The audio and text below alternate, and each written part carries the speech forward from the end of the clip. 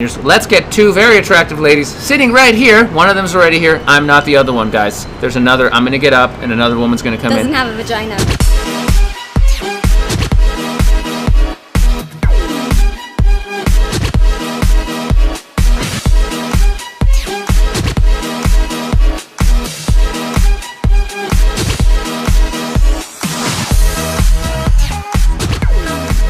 Welcome to my new series, this video entitled How to Get Your Dream Girlfriend Even If You're Not Rich, Ripped, or Super Suave, or super cool.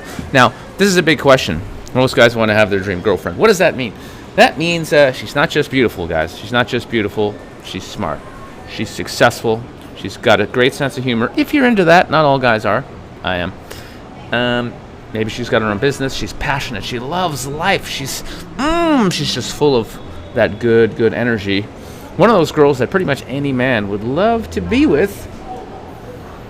Sounds good, doesn't it? I mean, we all want some of that magic woman action. Hey, that's the only thing I wanted when I was a teenager and in my 20s, when I was still pretty much clueless with the ladies.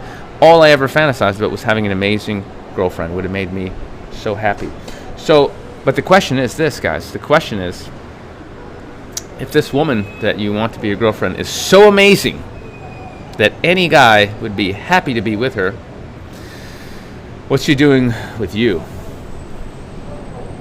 See? And that's really what this series is about, is becoming that guy that women want to be with. The guy that women are actually fantasizing about, dreaming about getting. Because believe me, the ladies are suffering and struggling just as much to meet quality guys as much as we are meeting quality women. Believe me when I say it's just as difficult for women to find the right guy for them as it is for us to find the right girl for us. So,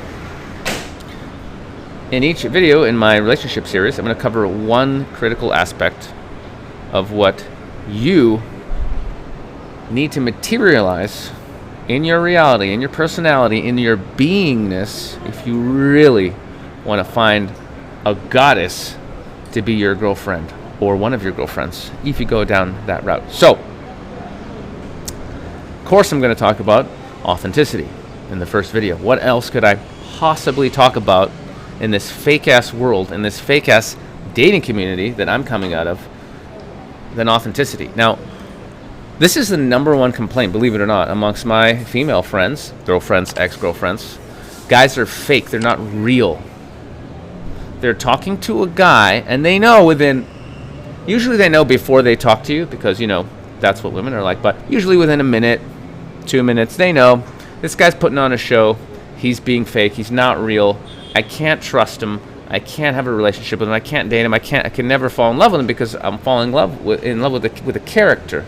I'd be dating a character, some illusion that's being created in order to attract me, in order to get me. So that's never going to work. Now, there's different types of fake. What does that mean? It's a big question. How do I be real? How do I be a real man? How do I not be fake? Well, we're going to get into it, guys. And I would say there's the external fake stuff. There's the external trying to be something that you're not. And then there's the eternal. Eternal. Actually, eternal is a good word for it, but I meant to say the internal authenticity. So let's start with the external stuff. What are most guys doing? Very obvious, but I'm still going to say it. They're doing things, having things, creating behaviors that they believe will attract a woman. That's what they're doing, right? So what does that look like in real life? Well, it looks like dressing a certain way. Oh, I'm going to dress in these nice clothes. I'm going to get these nice shirts, these fancy shoes, this jacket. I'm going to look super cool. And girls are going to think that I'm more successful, more rich, that I'm an important person. Therefore, I'm going to attract women. Well, guess what, guys? People who are truly important, people who are truly successful, don't need to show it. They don't need to show it. I think I'm a pretty important person. I like to think so. I don't need to show it. I've met some really important, rich-ass, really, people with a lot of influence. They're the most chill people I've ever met. They don't have to So, in fact, you wouldn't even know anything unless somebody was like, that's so-and-so. You wouldn't even know. You'd just be like, oh, this guy's super chill. So as soon as you're dressing up like you're an important person, that's a flag. That's a red flag that goes, wait a minute. This guy might be just a poser. Right? Now, there's other ways to figure out, are you really or are you faking it? If you're in a nightclub dressed up like you're a really important person, 95% chance you're a poser, and that's usually where those guys go to meet girls. So dressing up fancy and going to a nightclub, no. Now, what else? What other behaviors? Well, the most obvious is how you speak to a woman.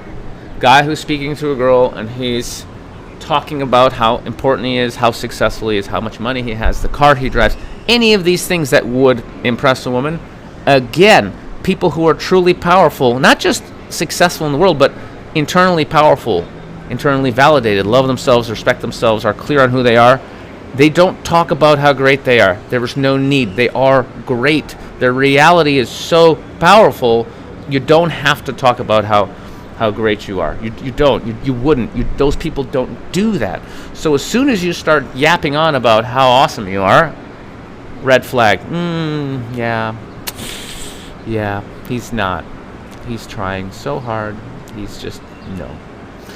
So the things that come out of your mouth, probably, definitely one of the most important, if not the most important, signal for women to figure out who are you, right? Who is this guy? It's what's coming out of your mouth, guys, right? And I find initially, especially, and then believe me, I learned this the hard way, the more you talk, the more you're talking, the more that's showing actually you're not okay with you. Because if you're truly okay and truly love yourself and you're happy with who you are, there's no need to impress or talk or show or do any, because you're talking to impress her, right? She's beautiful. You're running your mouth. Why are you running your mouth? You're running your mouth to impress her. It doesn't, whether you're being funny, talking about how much money or cool friends you have, or blah, blah, blah, any of these things, it doesn't even matter what you're talking about. You're running your mouth to impress the girl immediately. What is that? That's a red flag. Because the guy who really has it going on, he doesn't have to say shit. Nothing. He could sit there saying nothing, and girls are going to be like,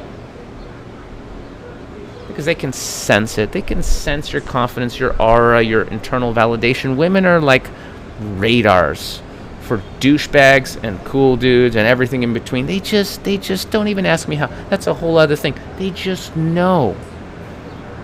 So when you're yapping your little trap, they know, guys. They know. You ain't got it. Shut up. This is coming from a guy who used to out-talk everybody. So we'll get into that deeper on another video. Now, what other external stuff? So we got clothes, what you're talking about. What else are women judging you on? Or not even judging such a dirty, oh, let's judge this guy's a gay. No, just what are they using as input? What are they using as input? Probably one of the most important things, if not the most important thing, I'm going to keep saying that because there's so many important things, is your